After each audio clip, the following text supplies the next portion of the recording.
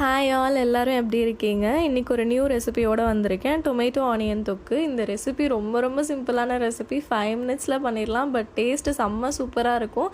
சரி வாங்க இப்போ இந்த ரெசிபி எப்படி செய்யலான்னு பார்க்கலாம்.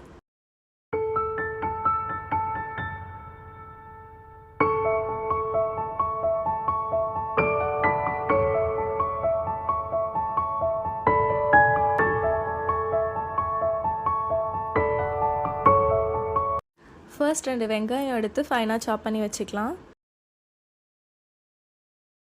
நெக்ஸ்ட் 6 தக்காளி ஃபைனாக சாப் பண்ணி வச்சுக்கலாம்.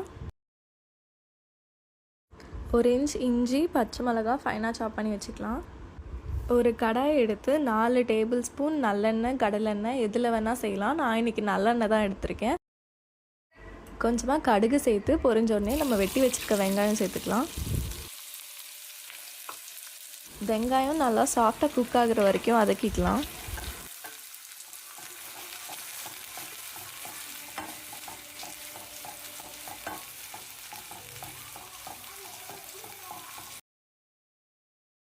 இப்போ நம்ம கட் பண்ணி எடுத்து வச்சுருக்க இஞ்சி, பச்சை மிளகாய் எல்லாமே சேர்த்துக்கலாம்.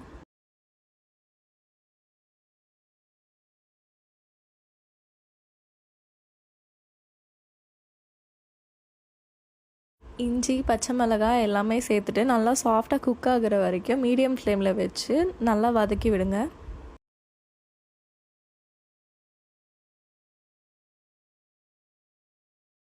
எல்லா இன்க்ரீடியன்ஸும் நல்லா சாஃப்டாக குக் ஆன உடனே நம்ம வெட்டி எடுத்து வச்சுருக்க தக்காளி சேர்த்துக்கலாம்.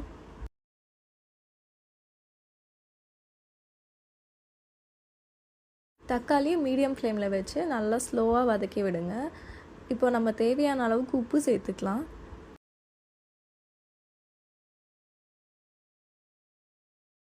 உப்பு சேர்த்துட்டு மீடியம் ஃப்ளேமில் வச்சு எல்லாத்தையும் நல்லா ஸ்லோவாக வதக்கி விடுங்க. நம்ம இப்போது இந்த தொக்குக்கு தேவையான மசாலா பொருட்கள் எல்லாமே சேர்த்துக்கலாம். 1/4 டீஸ்பூன் மஞ்சள்தூள், 2 டேபிள் ஸ்பூன் வீட்டில் அரைச்ச சாம்பார் பொடி சேர்த்துக்கலாம். எல்லாத்தையும் நல்லா மிக்ஸ் பண்ணிவிட்டு மீடியம் ஃப்ளேமில் ஒரு 5 மினிட்ஸ் விடுங்க.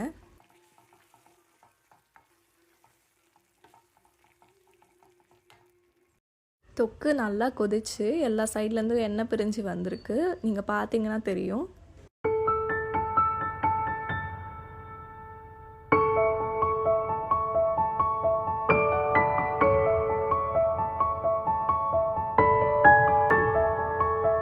அவ்வளோதான், சூப்பராக ஆனியன் டொமேட்டோ தொக்கு ரெடி ஆகிடுச்சு. இந்த தொக்கு ஒரு ஆல்ரவுண்டர்னே சொல்லலாம். இட்லி, தோசை, சப்பாத்தி, ரைஸ் எல்லாத்துக்குமே செம்ம டேஸ்ட்டாக இருக்கும். கண்டிப்பாக இந்த ரெசிபி ட்ரை பண்ணி பாருங்கள்.